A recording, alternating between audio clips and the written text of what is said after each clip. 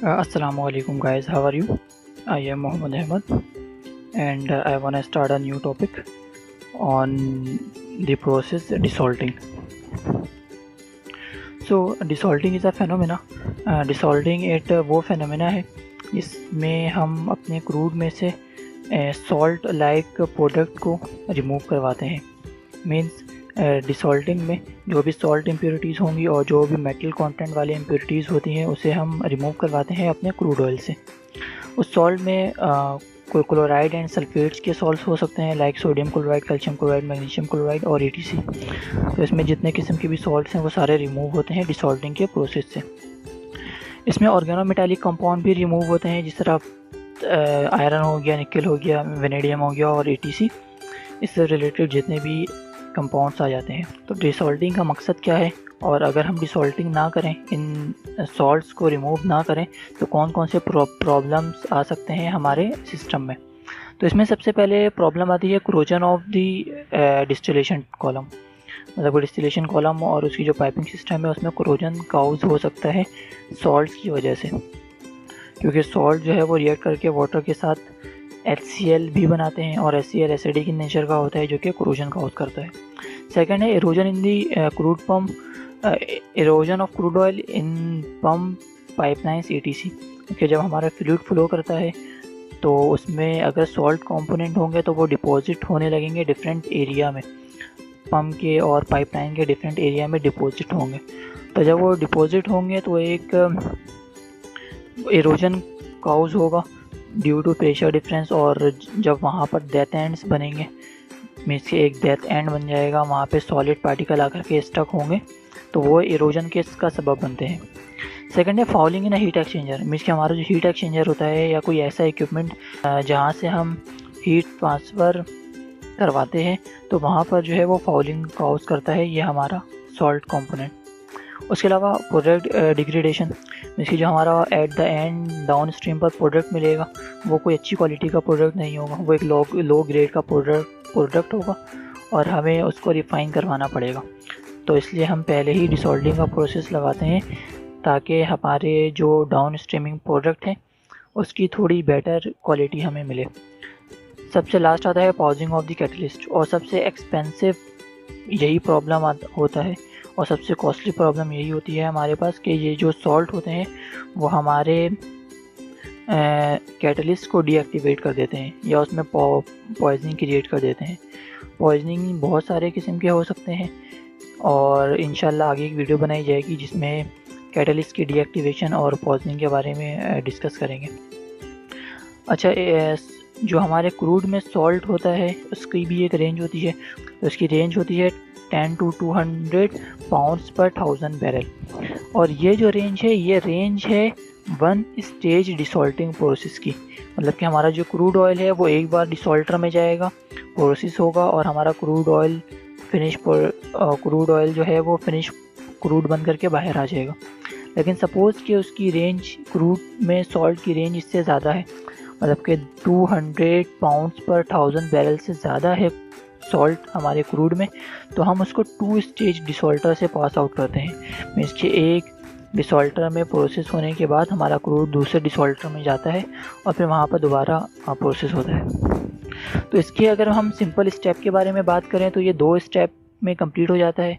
सबसे पहले formation of crude and water emulsion. हम अपने क्रूड में वाटर को मिक्स करते हैं और एक इमल्जन बनाते हैं। सेकंड डिमल्सिफिकेशन, सेकंड जो है वो डिमल्सिफिकेशन का प्रोसेस होता है और वहाँ से जो है हमारा क्रूड क्लियर होकर के आउट होता है। अच्छा, ये आप एक सिंपल डिसॉल्टर देख रहे होंगे कि डिसॉल्टर सिंपल इस तरह का होता है और इसकी वर्किंग प्रोसीजर क्या है इसके बारे में हम बात करते हैं। अच्छा, ये है हमारे पास इनलेट। इस इनलेट में हमारा क्रूड वाटर के साथ मिक्सअप होकर के इन होता है, मतलब कि हमारा जो क्रूड है वो वाटर के साथ मिक्स होता है और यहाँ से उसको इंटर करवाते हैं। कितने रेशो में मिक्स होता है ये डिपेंड करता है आपके क्रूड की प्रॉपर्टी के ऊपर। मीन्स कि सपोज़ हमारी क्रूड की API अबव 38 डिग्री API है अगर क्रूड हमारा, तो इसमें 4 to 7 वॉल्यूमेटिक % हम वाटर को ऐड करेंगे। और अगर हमारी क्रूड की API 28 API से लो है या 28 डिग्री से लो है तो हम 7 से 10 वॉल्यूमेटिक % ऑफ वाटर को इंटर करेंगे अपने क्रूड में, मतलब कि मिक्स करेंगे, मिक्स करके एक इमल्जन बनाएंगे।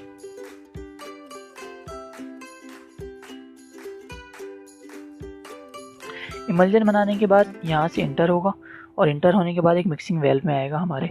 ये मिक्सिंग वेल्व क्या कर रहा होता है, यही इमल्जन क्रिएट कर रहा होता है, मीन्स कि हमारे वाटर और क्रूड को यूनिफॉर्मली मिक्स कर रहा होता है ये मिक्सिंग वेल्व। और above 20 to 25 API pressure drop होता है इस मिक्सिंग वेल्व का। तो यहाँ से इंटर होने के बाद ये डिफरेंट स्पार्जर में ब्रेक होने के बाद हमारा वाटर और क्रूड इन होता है यहाँ से। यहाँ पे इन होने के बाद हम एक क्लैरिफाइंग एजेंट इसमें ऐड करके जो हमारे क्रूड में सॉल्ट पार्टिकल है वो सॉल्ट पार्टिकल मिक्स होना स्टार्ट होते हैं वाटर के साथ। और यहाँ पर आप ये देख रहे होंगे कि यहाँ पर ट्रांसफार्मर्स लगे हुए हैं। तो ये ट्रांसफार्मर्स वोल्टेज जनरेट करते हैं या वोल्टेज प्रोवाइड करते हैं हमारे इमल्जन के अंदर। वाटर और क्रूड के इमल्जन में हाई वोल्टेज अप्लाई होता है और वो वोल्टेज जो है वो 1000 वोल्ट्स तक हो सकता है। अच्छा, ये वोल्टेज AC में भी हो सकते हैं, DC में भी हो सकते हैं। डिफरेंट डिसॉल्टर के डिफरेंट वर्किंग प्रोसीजर में AC और DC दोनों यूज़ किया जाता है। तो 1000 वोल्ट तक यहाँ पर वोल्टेज प्रोवाइड किया जाता है, जिसकी वजह से क्या होता है कि जो हमारे सॉल्ट के आयंस होते हैं वो हाईली एक्टिव हो जाते हैं और वो वाटर के साथ अटैच होने लगते हैं, वाटर में डिज़ोल्व होने की कोशिश करते हैं। जब डिज़ोल्व होने की कोशिश करते हैं तो फिर एक क्लोरेसेंस का प्रोसीजर स्टार्ट होता है, जिसमें जो है वो सॉलिड पार्टिकल्स हैं वो कोलाइड होने के बाद एक लम्प्स जनरेट करते हैं, एक सॉलिड फॉर्म में बिग साइज़ के पार्टिकल क्रिएट करते हैं। तो जब वो बिग पार्टिकल्स यहाँ क्रिएट होने लगते हैं तो हम उसके बाद ऐड करते हैं डिमल्सिफायर। ठीक है, हम उसमें ऐड करते हैं फिर डिमल्सिफायर। डिमल्सिफायर क्या काम करता है कि सॉलिड पार्टिकल और क्रूड को सेपरेट आउट करता है, या आप ये समझ लें कि क्रूड को और वाटर को सेपरेट आउट करता है हमारा डिमल्सिफायर, जो एक डिमल्सिफिकेशन का प्रोसेस स्टार्ट हो जाता है। तो डिमल्सिफिकेशन का प्रोसेस स्टार्ट होने के बाद आपको पता है कि जो सॉल्ट के लम्प्स होते हैं वो हायर डेंसिटी के होते हैं, तो वो नीचे आके स्टक होने स्टार्ट होते हैं और नीचे आकर के सेटल डाउन होने लगते हैं। तो यहाँ पर जब सेटल डाउन होते हैं तो यहाँ पर एक मड की फॉर्मेशन होती है। तो मड की जब फॉर्मेशन होती है तो आपको पता है कि ये जो डिसॉल्टर है ये एक कंटिन्यूस प्रोसेस है, तो इसमें कंटिन्यूसली हमें सॉल्ट की रिमूवल भी करनी होती है। तो हम क्या करते हैं कि मड की वॉशिंग भी करवाते हैं, या जो सॉल्ट के लम्प्स होते हैं उसकी वॉशिंग करवाते हैं। उसमें क्या होता है कि एक सर्कुलर लूप में मड वॉश पंप लगा हुआ होता है, जो कि वाटर को सक करता है और इस वाटर को ही डिस्चार्ज करता है हमारे दोबारा से डिसॉल्टर के अंदर। डिसॉल्टर के अंदर जब ये डिस्चार्ज होता है तो यहाँ पर डिफरेंट हेडर लगे हुए होते हैं। इस हेडर के ज़रिए एक टर्बुलेंसी जनरेट होती है डिसॉल्टर के लोअर पार्ट में। जब टर्बुलेंसी जनरेट होती है तो जो हमारे सॉलिड पार्टिकल हैं वो पंप के सक्शन की वजह से नीचे आने लगते हैं, मतलब कि पंप में जो सक्शन क्रिएट होती है उसकी वजह से डाउन आने लगते हैं, और डाउन आने के बाद यहाँ से एक पाइप होता है, आउटलेट पाइप, यहाँ से वो आउट होने लगते हैं।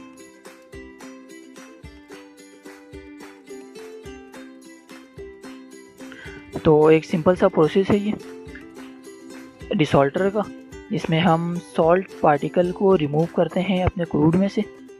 और ये पहले भी ये बात बताई गई है कि हमारा जो 80% क्रूड है वर्ल्ड वाइड वो सौर क्रूड है, मतलब कि उसमें सॉल्ट की कंसंट्रेशन और मेटल की कंसंट्रेशन काफ़ी हाई होती है। तो ये डिसॉल्टर जो है काफ़ी इसेंशियल इक्विपमेंट है हमारे डिस्टिलेशन कॉलम में, और ये एक प्री ट्रीटमेंट का काम करता है। मींस के हमारे क्रूड जब डिस्टिलेशन कॉलम में इंटर होता है उससे पहले ये प्री ट्रीटमेंट का काम करता है और सॉल्ट और मेटल इम्प्योरिटीज़ को रिमूव करने का काम करता है। तो ये सिंपल सा डिसॉल्टर था। हम आने वाली वीडियो में डिस्टिलेशन कॉलम के बारे में बात करेंगे। तो खुदा हाफिज़।